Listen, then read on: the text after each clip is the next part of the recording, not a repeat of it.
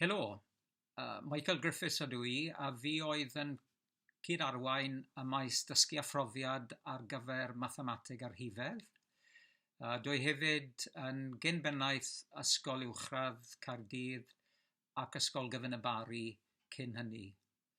Ac fe allai ddweud o ddifrif calon bod yn rhan o lunio'r cwricwlwm newydd yn fraint fawr i mi ac yn un o'r pethau mwyaf buddiol a boddhaus dwi erioed wedi wneud yn fy nghyrfa broffesiynol. Dangosodd ein gwaith anhymchwil fel rhan o'r maes dysgu a phrofiad fod y broses a gafodd ei defnyddio i lunio'r cwricwlwm newydd ar rôl allweddol ac arloesol a chwaraeodd athrawon yn broses nad oedd erioed wedi chyflawni o'r blaen gan unrhyw wlad arall yn y byd. Yn benodol, mae'r broses yma o gyd-ddatblygu gydag athrawon yn cydweithio ag arbenigwyr academaidd, Llywodraeth Cymru, consortia rhanbarthol, Estyn a chymwysterau Cymru yn cael ei ystyried yn un arloesol iawn ac yn un sy'n torri tir newydd yn ôl sylwebwyr addysgol. Yn hanesyddol, roedd cwricwlau cenedlaethol yn tueddu gael ei lliwio o'r brig i lawr gan y Llywodraeth, a doedd athrawon ddim yn rhan o'r broses yn gyffredinol. Yn wir, dim ond athrawon a munodd â proffesiwn cyn 1988, pan gyflwynodd y Deddf Diwygio Addysg y cwricwlwm cenedlaethol gorfodol cyntaf, fyddai'n gallu cofio'r adeg pan gafodd athrawon rhywfaint o ddylanwad am y tro cyntaf dros yr hyn oedd yn cael ei addysgu a'i archwilio. Mae heddiw yn gyfle i ni ystyried a chyd-ddatblygu, a hynny yn erbyn cefndir o darfu ac heriau digynsail dros y flwyddyn ddiwethaf o ganlyniad i Covid.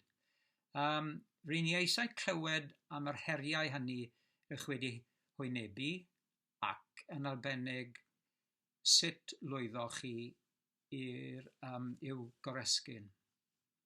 Mae'r model cyd-ddatblygu yn gyfle i fynd i'r afael a materion ar y cyd fel bod pawb yn trio dod o hyd i'r atebion.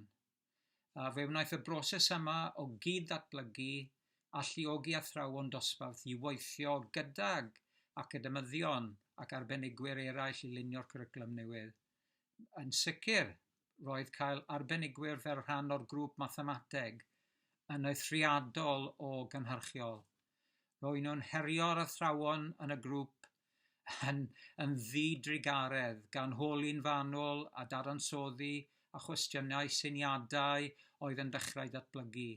Ac eto i gyd, roedd ffrwyth y gwaith yn y pen draw yn llawer cryfach a mwy cadarn yn ddeallusol.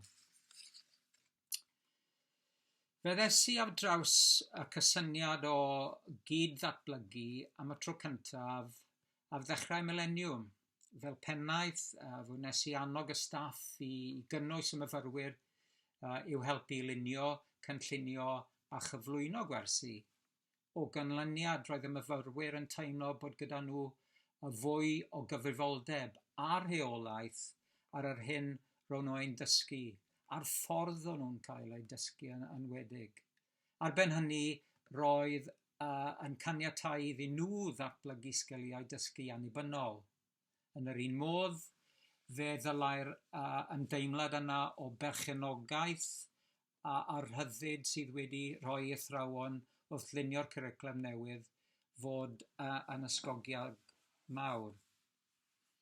Yn ein grŵp mathemateg ar hifedd, roedd yna gymysgedd o athrawon cynradd, uwchradd a arbennig a chymysgedd o oedrannau, profiad, arbenigedd, lleoliadau addysgol ac ardaloedd daearyddol.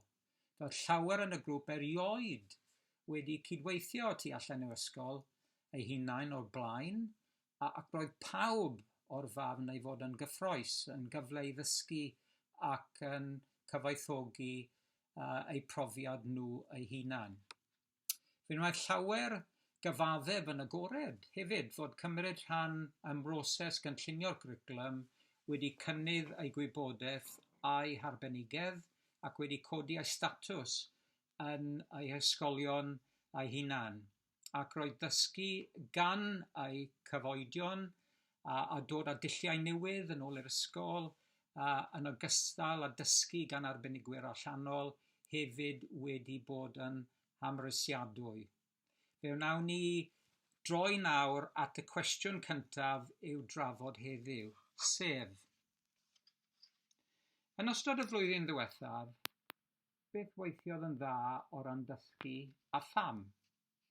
Sut wnaethoch chi oresgyn yr heriau mawr yr oeddech chi ein wynebu?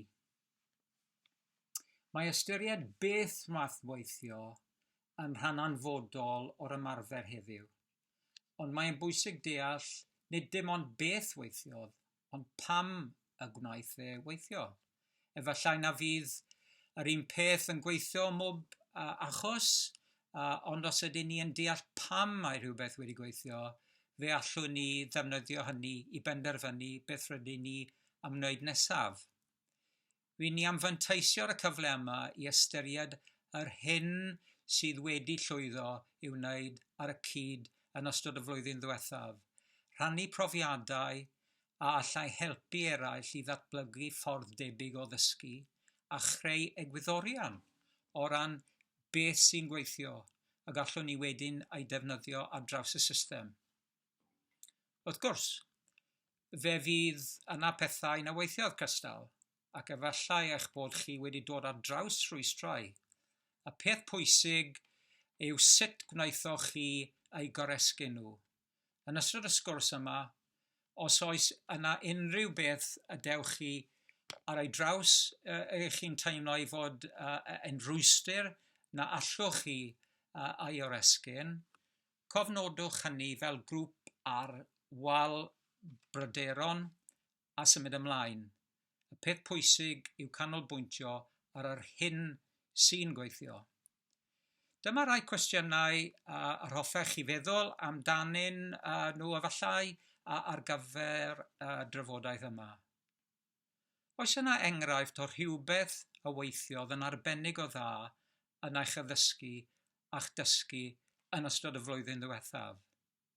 Pa ddulliau newydd o addysgu a dysgu ydych chi wedi rhoi cynnig arnyn nhw eleni? Sut wnaethon nhw weithio i chi? Beth oedd y rhwystrau y gwnaethoch chi ei wynebu? Sut wnaethoch chi goresgyn? Beth ydych chi wedi ddysgu am eich arferion eich hunan, neu am arferion eich cydweithwyr? Beth ydych chi am barhau i'w wneud? A'r cwestiwn ola, pe ba'r math yma o darfu yn digwydd eto, beth fyddech chi am wneud eto a pham? Oes yna unrhyw beth a byddech chi'n ei wneud yn wahanol? Pob lwc.